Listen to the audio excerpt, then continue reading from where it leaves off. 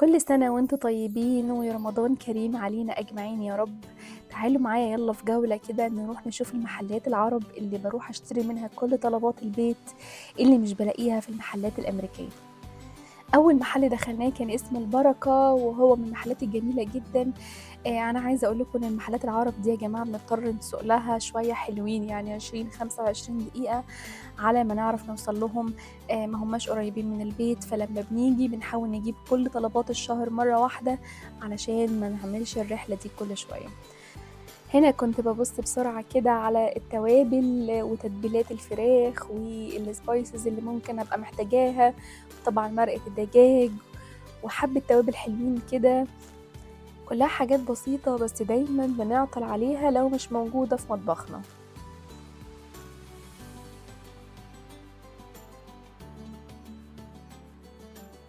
ودخلنا بقى في سيكشن الشوكولاتات السبريد وزبدة اللوتس وزبدة الفول السوداني وكمان المربات بجميع أنواعها، مربة التين ومربة المشمش.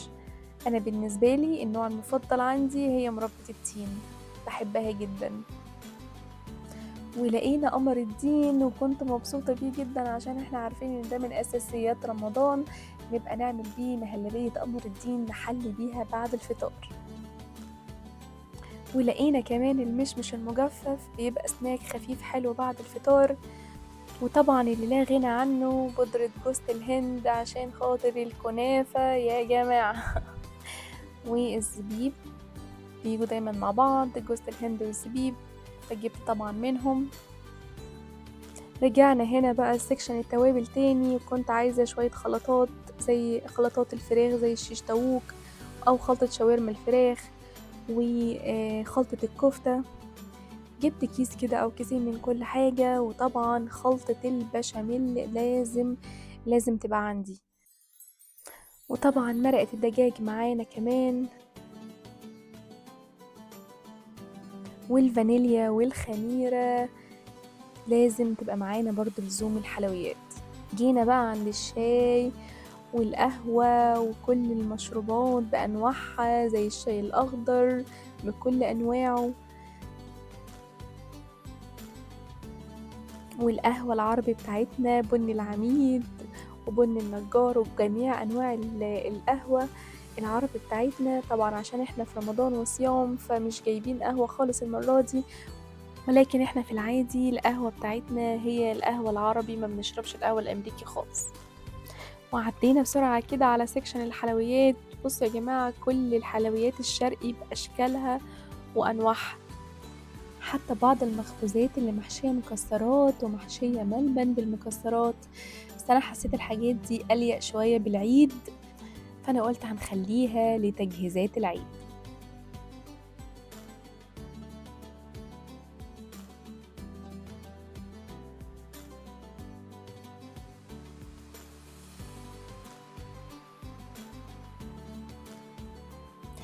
جينا بقى عند السكشن الرز بكل أنواعه، بدور طبعا على الرز المصري اللي احنا متعودين عليه وبجيب منه. الكيس هنا حوالي 5 كيلو، كيس كبير شوية، فبجيب منه كيس أو كيسين يقعد معايا الأطول فترة ممكنة. الرز البسمتي موجود، الأبيض والبني وجميع أنواع البراندات بتاعته كمان، المصري وغير المصري.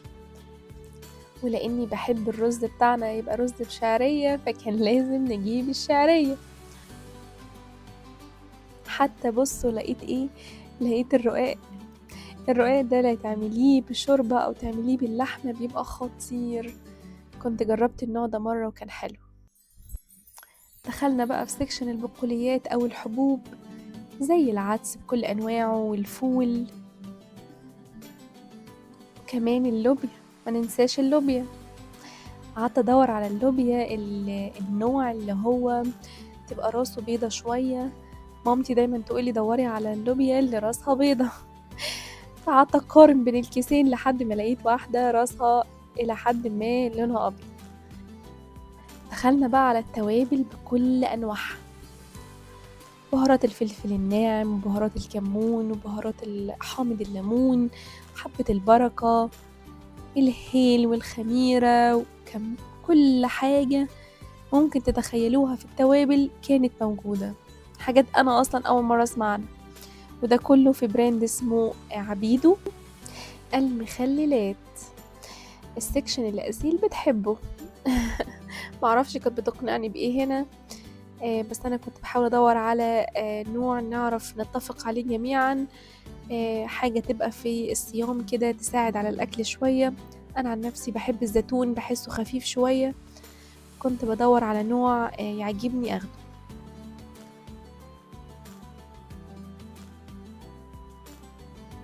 سيكشن بقى الجبن والألبان والقشطة بكل أنواعها. دي الجبن يا جماعة أنواع كتير قوي، أنا أصلا يعني مش عارفة نصها بصراحة، بلتزم دايما باللي أنا عارفاه. يعني نوع زي بوك اللي هو الجبنة السايل دي، وكيري وجبنة الدمياطي، حتى الجبنة المثلثات بتاعتنا، هي دي دايما الأنواع اللي أنا بروح عليها، لأني ببقى عارفة إن احنا مجربينها قبل كده وإن احنا بناكلها وإن الولاد بيحبوها.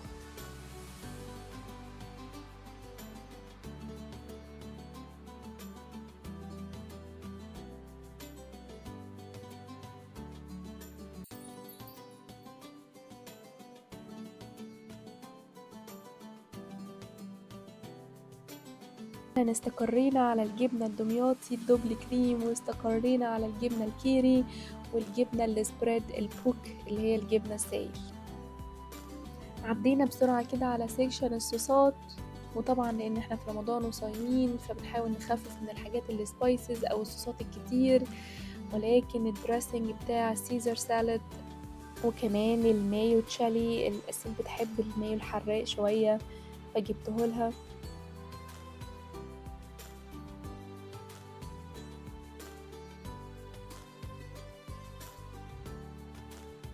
وبعدين لقيت الحليب المركز او الكوندنس ميلك بينفع في وصفات حلويات كتير، جبته معانا.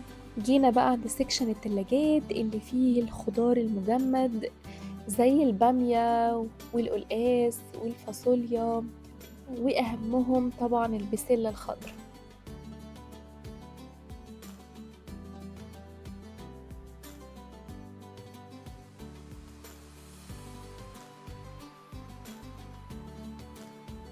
وطبعا معانا عشان السحور اللانشون هنا طبعا حلال يا جماعة، بيف حلال.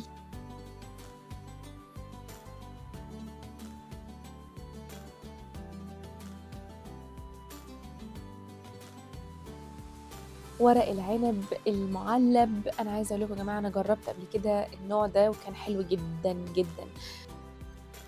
طبعا مش هنعدي على الفول وما نجيبش منه، ده احنا صايمين يعني. في طبعا الفول بالخلطه المصريه والخلطه اليمنيه والخلطه اللبنانيه وجميع انواع الخلطات موجوده. انا عن نفسي بصراحه بنحب الخلطه اليمنيه، جربنا كذا نوع والخلطه اليمنيه خفيفه وحلوه. سيكشن التسالي واللب والمقرمشات.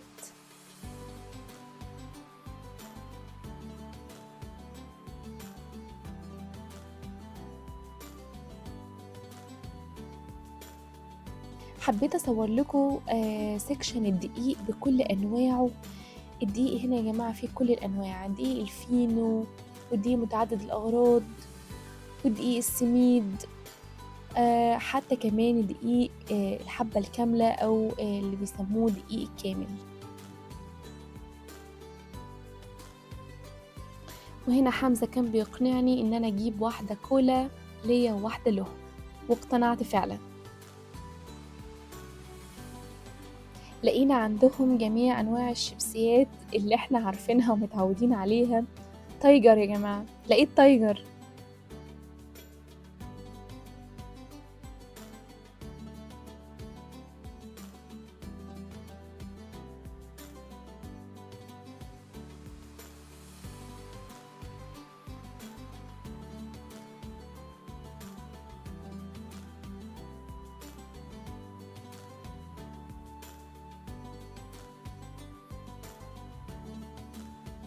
واخر حاجة في المحل البركة قبل ما نطلع منه، لقينا عندهم زينة رمضان جميلة جدا، حاسبنا على حاجتنا وخلصنا وكنا في طريقنا إلى المحل التاني علشان نجيب منه آخر حاجات ناقصانا ما لقيناهاش في محل البركة. والمحل التاني ده اسمه الأقصى، برضو من المحلات العربية الجميلة جدا في المنطقة هنا.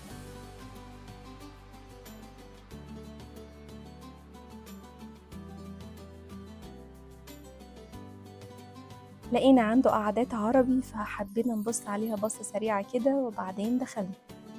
أول حاجة وأهم حاجة كنا عايزينها من هنا هو العيش اللي هو البلدي بتاعنا أو العربي بتاعنا، اللي كان مش موجود في المحل الأولاني.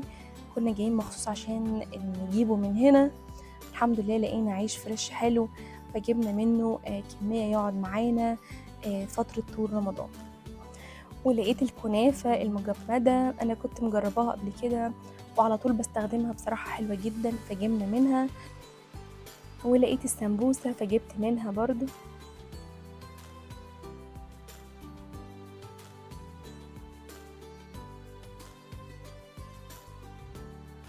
والجلاش اللي بينفع حلو وبينفع حادق كان لازم نجيب منه برضو. وجبنا تمر علشان نبقى نفطر عليه.